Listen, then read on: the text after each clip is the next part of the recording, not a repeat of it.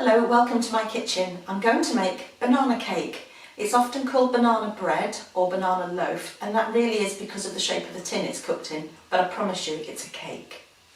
Now, I've got the oven on to gas mark 4, which is 180 Celsius or 160 if you've got a fan oven, and I've got a £2 loaf tin, and some of the, I've got a packet of these amazing paper lining things which mean that you don't have anything complicated to do. If you don't have these, just a long narrow strip of greaseproof that runs down the narrow edge across the bottom and up the other side will work just as well. So prepare your tin in whichever way is good for you. The first thing to do is to cream together the margarine and the sugar. You could use butter if you wanted to, but I've got 125 grams of soft margarine and I'm going to add 125 of caster sugar and cream those together with my trusty mixer. Here we go.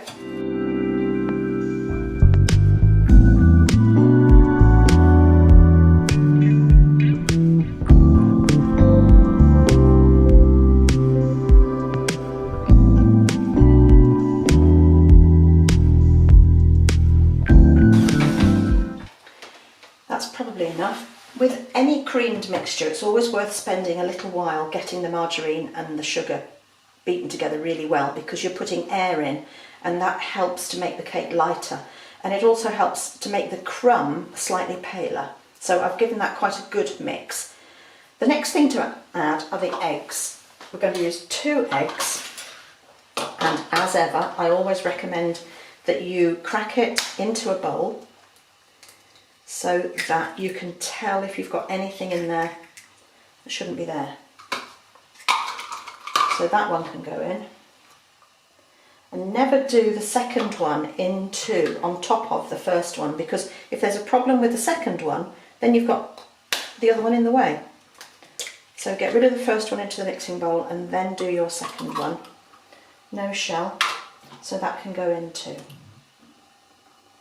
Clear those out of the way. Right, we'll mix those in briefly.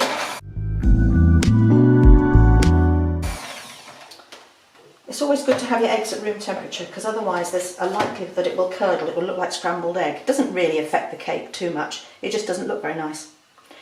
So the next thing are the bananas.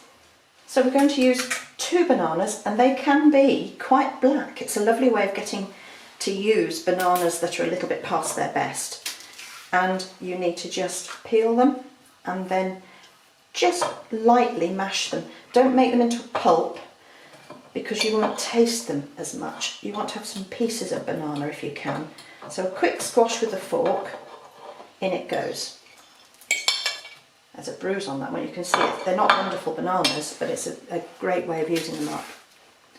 Second one, you can see that one's probably got cold while it was sitting in the, waiting to go into the shop or something.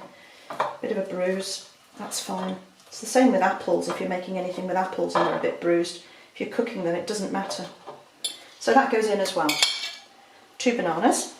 And at this stage we're also going to add 2 spoons of natural yoghurt, 2 tablespoons. So I've got my British Standard measuring spoon. This has been open for a day and it's separated a little bit, so give it a stir. So 1,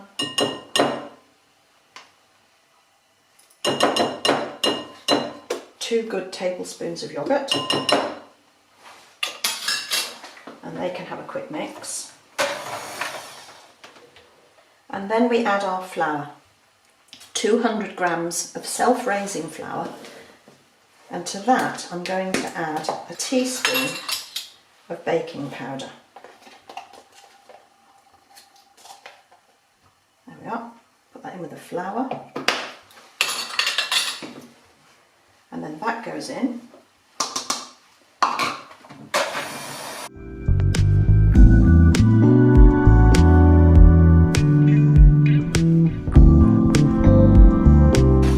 And we're done.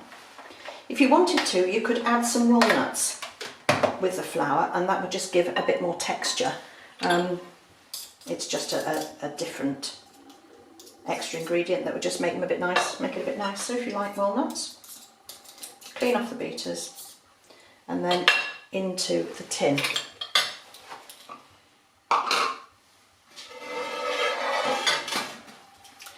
You'll need quite a big spoon of some sort. Go around the outside and just make sure everything's mixed in, and then in it goes. Try not to get it on the sides of your paper liner because it will burn on.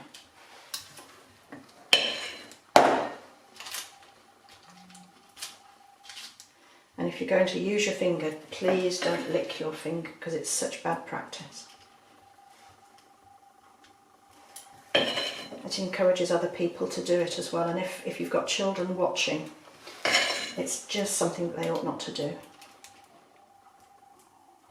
There we are. We'll just give that a little bit of a level out, and that's ready to go in the oven. And it will take probably 45, possibly 50 minutes. It's quite a big cake, and it's going to go in at gas mark 4 with the shelf in the middle of the oven, not too high up or it'll burn.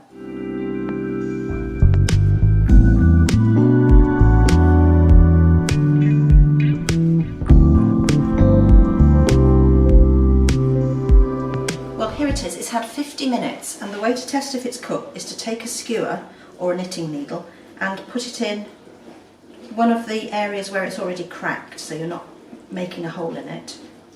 Go right to the bottom, bring it out, and if it comes out clean, then it's done. Now this will need to cool in the tin. You have to be patient, it does smell rather good. And then when it comes out, with these paper liners, they're non-stick, so that will simply fall away, and you've got a lovely loaf that you can share with friends. Have a go, like, share, subscribe, send us a photo. The recipes are on the website. Bye for now.